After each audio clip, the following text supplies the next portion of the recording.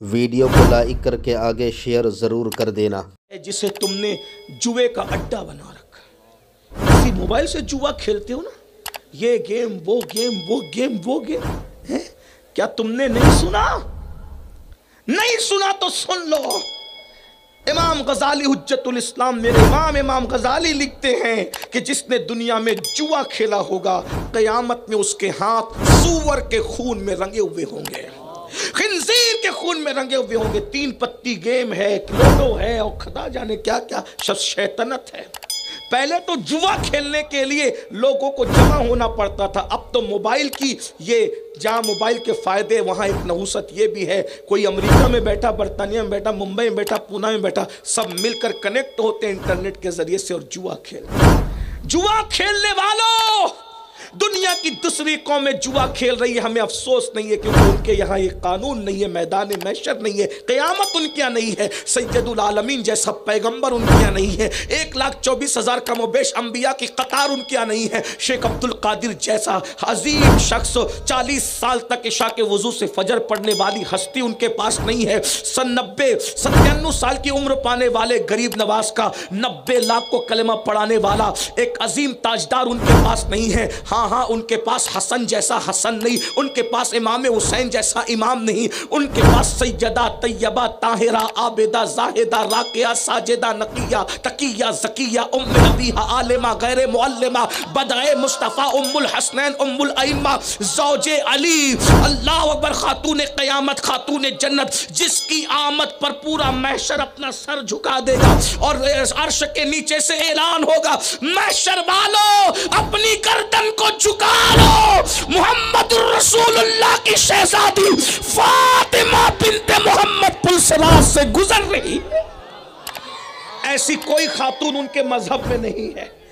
लोगों के यहाँ औरतें चोरी होती हैं, हमारे यहाँ औरत का तकद्दुस ये है नबी के घर की शहजादी का, जिसके सर के दुपट्टे को कभी चांद और सूरज ने नहीं देखा। इसीलिए तो हम कहते हैं नसीब है लोगों के, कुछ लोगों ने उनको खुदा माना जो बीवियों की हिफाजत न कर सके। हमारा नबी इतना पावरफुल है कि जिसके बेटी के सर के दुपट्टे को कभी चांद और सूरज ने भी नहीं देखा। अहले सुन्नत का इमाम कहता है जिसका जन्नत देखा महो मैंने उस रिदाए नज़ाहत पे लाखों सलाम।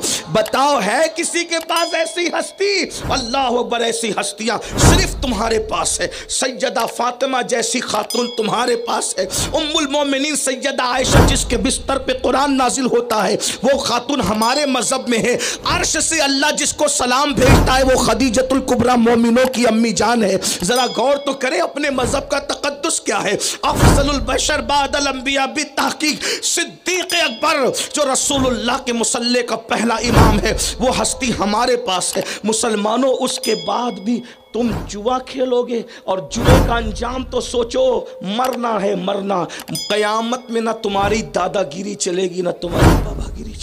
अगर मेरी बात बुरी लगती है तो माफ़ करना, कोई नहीं बचा पाएगा भाई, कोई नहीं। जब फरिश्ते नफसी नफसी करें, आदम से लेकर ईसा अलैहिस्सलाम तक नफसी नफसी, आप क्या समझ रहे हो?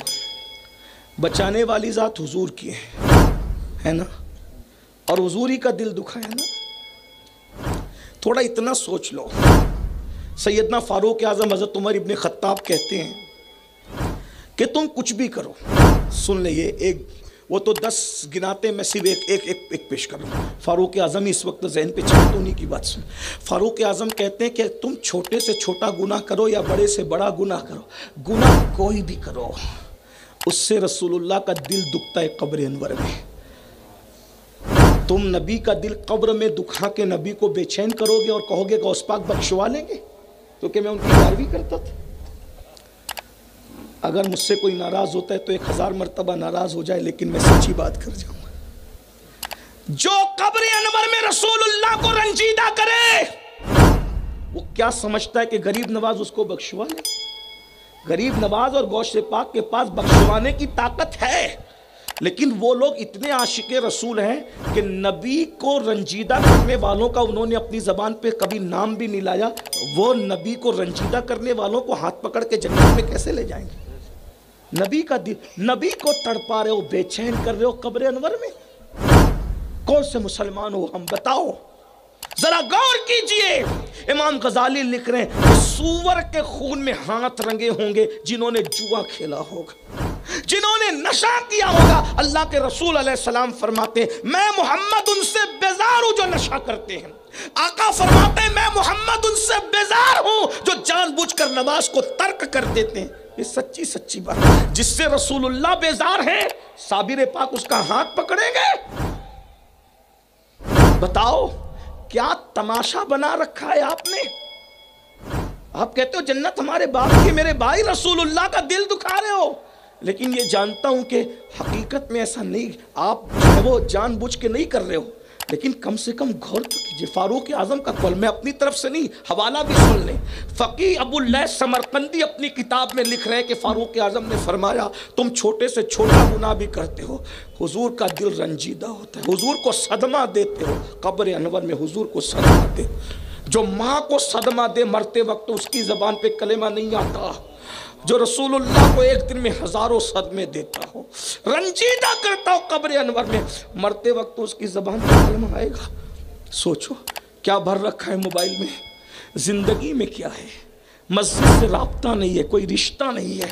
बताओ अल्लाह के रसूल अलैहिस्सलाम तो बेनमाजियों से इतने नाराज है कि सैयदना अबू हुरैरा को कहते थे अबू हुरैरा बेनमाजी की सोहबत में भी मत बैठा करो, क्योंकि जहां बेनमाजी बैठता है अल्लाह की लानत बरसती है उस पर। जिस बेनमाजी के साथ हुजूर अपने सहाबा को बैठने से मना करें, बताइए ना मेरे भाई क्या। बहरहाल चले, मैं बात समेट रहा था, क्या अर्ज कर रहा था कि फारूक आजम रज़ी अल्लाह ताला ने जब काब से कहा काब मुझे ऐसी बात सुना दो जिससे अल्लाह का डर मेरे दिल में ज़्यादा हो जाए, तो काब अहबार कहते हैं जहन्नम को 70,000 लगामों से जब लाया जाएगा 100 साल की दूरी पे होंगे। पहली सांस में सब अपने घुटने ज़मीन पे टेक देंगे, दूसरी सांस जब जहन्नम लेगा और चिंगाड़ेगा तो लोगों के सीने से दिल निकल के हलक में अटक जाएंगे।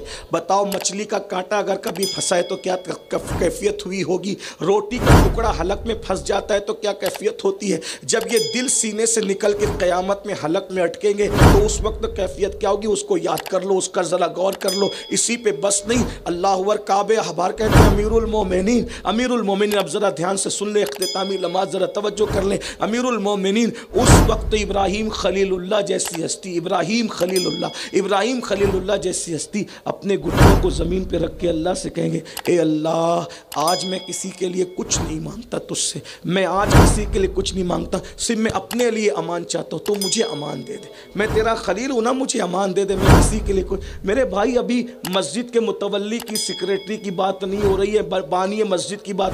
काबा बनाने वाले खलील, नबियों के बाप इब्राहीम खलीलुल्लाह, इस्माइल अलैहिस्सलाम के अब्बा, इसहाक अलैहिस्सलाम के अब्बा, हज़रत याकूब अलैहिस्सलाम के दादा, हज़रत यूसुफ अलैहिस्सलाम के परदादा इब्राहीम खलीलुल्लाह, बल्कि सब तो अपनी जगह हमारे नबी के दादा जद्दुल अंबिया, अंबिया के जद हमारे नबी के दादा खलीलुल्लाह कहेंगे अल्लाह मैं आज किसी के लिए कुछ नहीं मांगता, मैं सिर्फ अपने लिए। मैं कहाँ से ये हदीस पढ़ रहा हूँ पता है, इमाम जलालुद्दीन सुयूती ने भी इसको लिखा, इब्ने हजर मक्की ने भी, दोनों के हवाले से पढ़ रहा हूँ, और भी कुतुब में है लेकिन दो हवाले याद रखना। ये ना सोचना कि मैंने कोई बात अपनी तरफ से गढ़ के कही, वल्लाह मैं इतना ज़हीन नहीं कि मैं गढ़ के कह सकूँ, ये पढ़ी हुई बात हमारे बुजुर्गों ने लिखी है।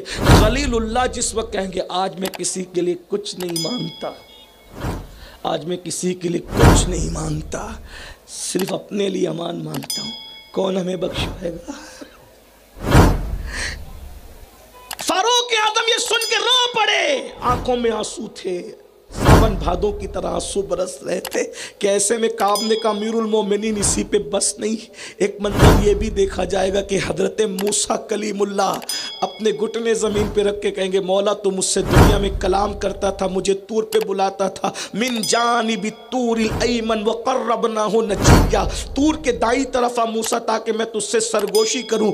मूसा कहेंगे तूने मुझे कलाम किया, मुझसे बातें की, उसी मकाम कलीमी का वास्ता आज मुझे अमान चाहिए, मैं किसी के लिए कुछ नहीं मांगता, सिर्फ मैं अपने लिए अमान चाहता हूँ। फारूक वीडियो अगर अच्छी लगी हो तो लाइक करके आगे शेयर ज़रूर कर देना। अल्लाह हाफिज़। अस्सलामु अलैकुम वरहमतुल्लाहि तआला व बरकातुहू।